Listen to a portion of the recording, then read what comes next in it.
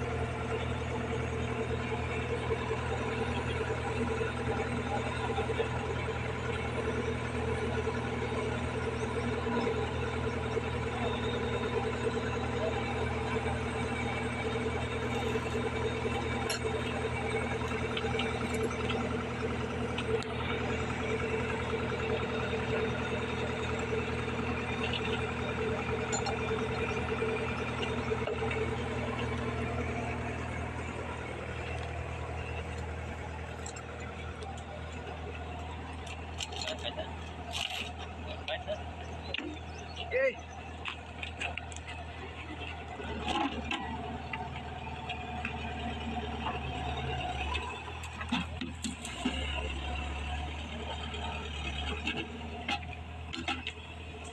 Ups.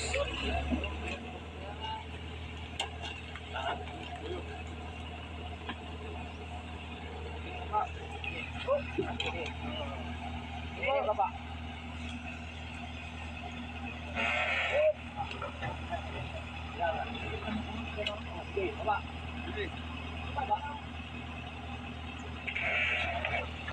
Okay.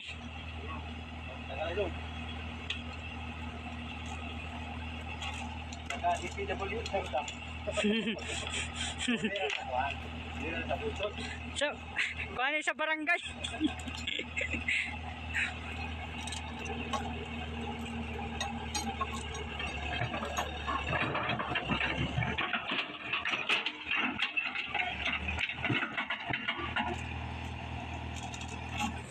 Bunga sa sako.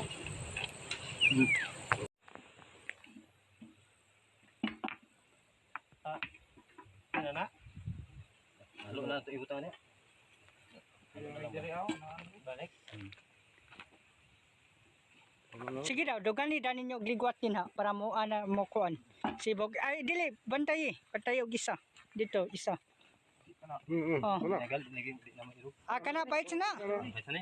Oh, pait na. Patat pan. Balas.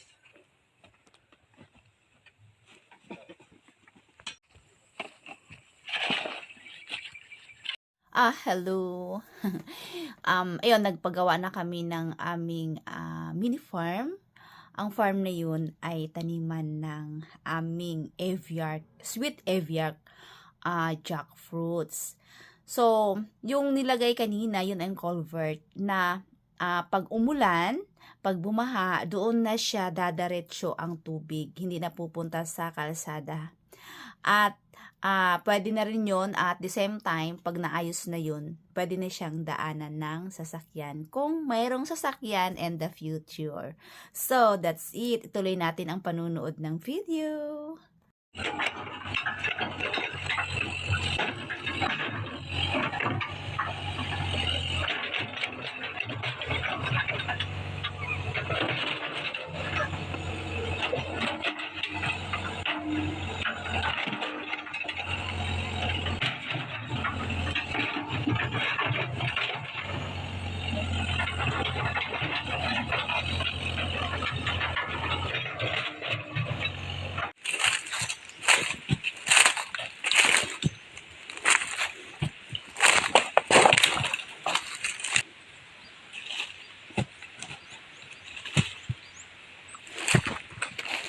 Marama dito. Oh, naingana na tao. Sa kuan gyud na kinaiya ba habit niya. Ma'am gid mo ka.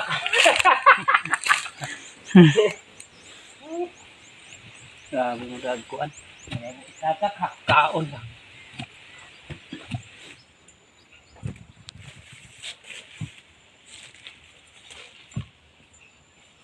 Ayun, itutuloy natin yung usapan.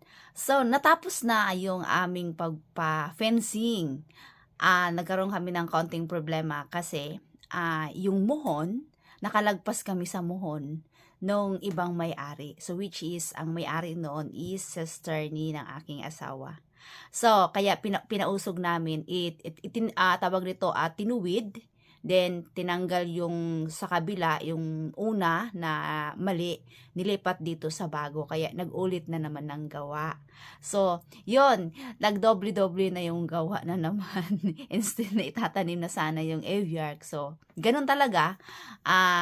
Lahat nagkakamali. Pero, naitutuwid naman at maayos na ngayon. So, salamat sa aming farm manager. Charot.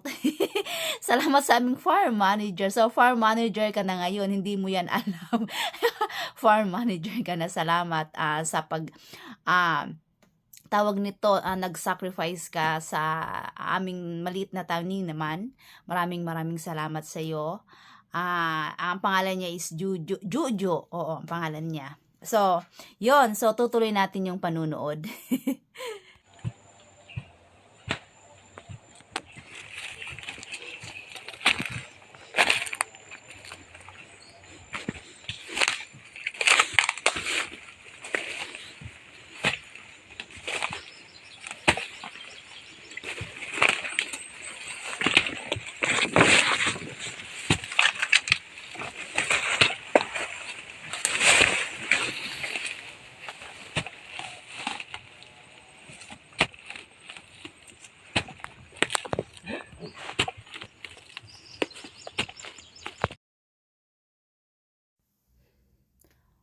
Okay. Simula rito, nag-start ng magtrabaho yung ang inupahan naming backhoe. Ang ginagawa niya ngayon ay tinatanggal na niya yung malaking puno ng santol. So, yun, tatanggalin niya yan para malinis yung area na aming pagtataniman. Kasi nga maganda talaga pag malinis yung area, walang mga sagabal na mga kung anong mga dapat doon tanggalin o mga tuod na sinasabi.